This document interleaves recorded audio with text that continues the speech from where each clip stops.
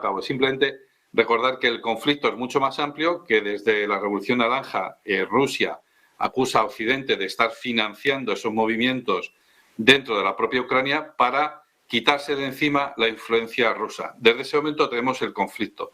La crisis empieza a estallar en el año 2014 y mucho más, con muchísima mayor intensidad, en el año 2022.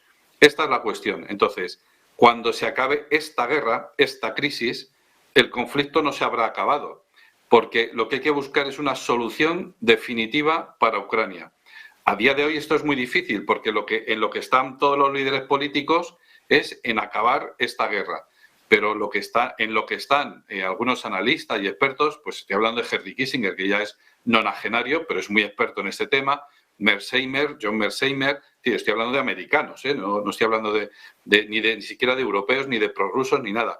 Están en esa cuestión de decir, bueno, habrá que habrá que concederle a Rusia la cuestión de la neutralidad de Ucrania.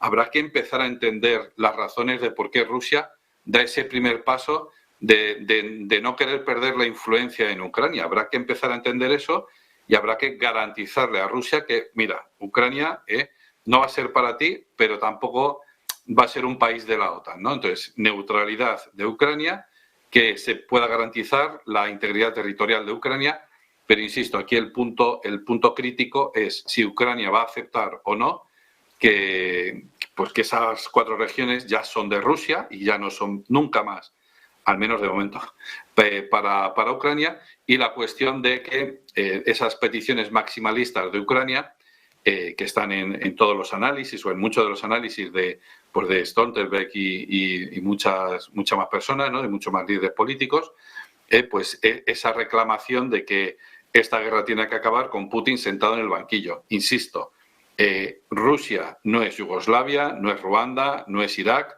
Rusia tiene armas nucleares y, por supuesto, Rusia no va a permitir que Putin acabe en el banquillo. Es decir, hay que ser un poco más realistas, hay que ser un poco más sensatos y, si se quisiera acabar la guerra, se podría acabar ya accediendo a eso.